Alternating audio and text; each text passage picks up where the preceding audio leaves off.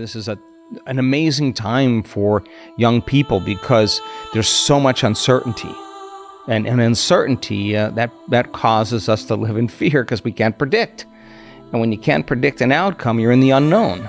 And that means you can't rely on anybody, you got to rely on yourself. And so the student loans, buying a home, which has become almost impossible for young people, finding and scoring the right job and working for a company that's thriving or growing. You don't see a lot of that. So what do you have left to invest in? And that's yourself. And investing in yourself then is being an expert at whatever you do and making time to make different choices than what everybody else makes. And you got to start choosing yourself on a regular basis. And yes, it's natural and it's normal.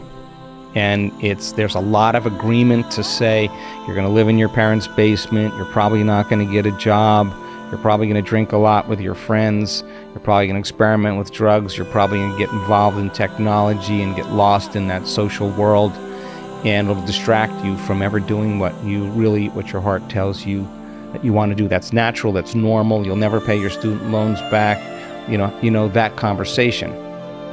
And more so in history now than ever in my years I've been on this planet have I ever seen the world in the state that it's in. But we're not looking for normal, we're not looking for natural, we're looking for supernatural. And the person who invests in themselves that says, I'm going to take a risk on me, and I'm going to take this student loan out, and I'm going to make a commitment to myself that I'm going to pay it off in a year. I have no idea how I'm going to do that, but all I know is I'm going to arrive at that outcome, and I'm going to change along the way to arrive there. That is my statement. And I promise you, you make that statement and you come out of your resting state, you'll make better choices in your life because you'll keep your word to yourself. You have to now because you're all in. You pushed all the chips in. Now, nobody is going to choose you. Nobody is going to choose you. You're going to choose yourself. And if you get a wild idea and you see what it is in your life that you want to become, then if you want that more than anything else and you're passionate about it and it gets you up in the morning, you'll arrive there. But just remember, you're going to have to change a lot to get there. And that's what school and learning is about. You should be uncomfortable in school because you're weighing what you know against what you don't know.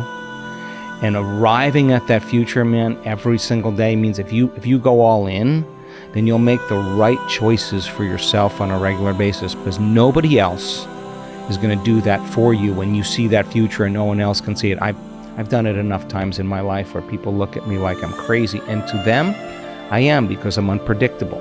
And yet, you choose yourself every day, you get good at it. And you got to change the way you think, you got to change your beliefs.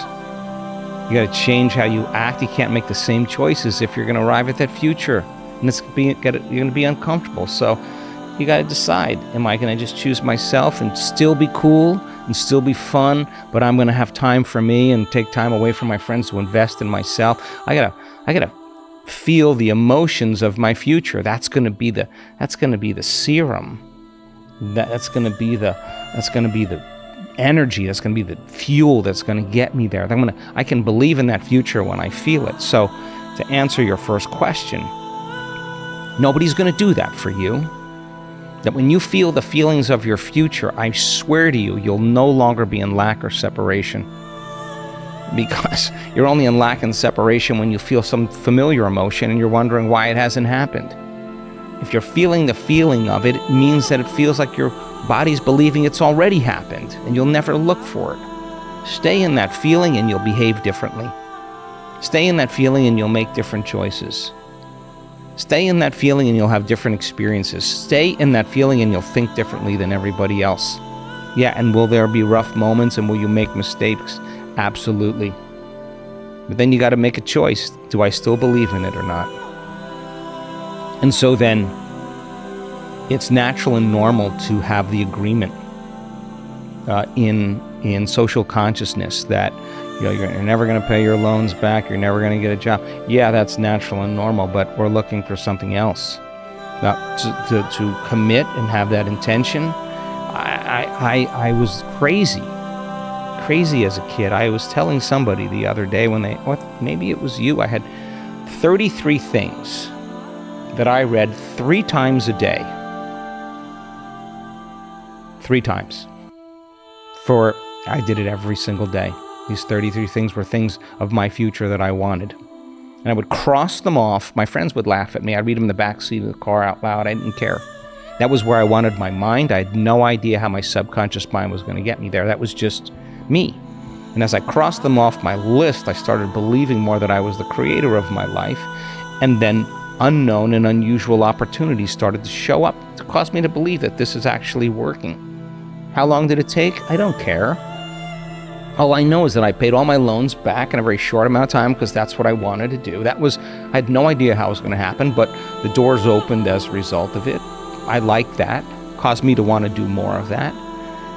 And so you got to change to arrive at that outcome. And I'm certain the world would give people a lot of agreement to stay in limitation. And yet the cream always rises to the top when you choose yourself. Always when you take the high road, when you believe and you never stop, and you keep one foot in that magical world and one foot in your real world, and you navigate between the two, you arrive at a whole different place. Just that there's not a lot of agreement in the world for young people to believe in themselves and to believe in a new world. There's an advantage to being young. You have more plasticity, less rigid, hardwired connections, nerve cells that fire together, wire together. You keep doing the same things over and over again, they become more automatic, more habituated, more easy. You keep thinking the same thought over and over again, it becomes a belief. And that's just a belief, is what you keep thinking over and over again until you hardwire it, and it's subconscious. So then, how do you feel on a regular basis? Are you fatigued? Are you resigned? Are you hopeless? Are you powerless? I mean, you got to look at that. You got to look at that, and if that motion that's tied to that thought is the body conditioned into the past, you just less baggage, a little more freedom, a little bit more plasticity, a little bit more loosening of the connections. You're not finite in your identity, and the frontal lobe doesn't finish developing until you're 25 years old. And I used to tell my kids all the time, one of them's still in his 20s. You got to learn as much as you can in your 20s. Never stop learning in your 20s. Learn and experience as much as you can. Get it all in there. Learn it, not just to learn the content, but to learn a way of thinking. To learn a sequential way of processing information. Learn as much as you can in your 20s. Make as much synaptic connections as you possibly can. Challenge yourself to remember it.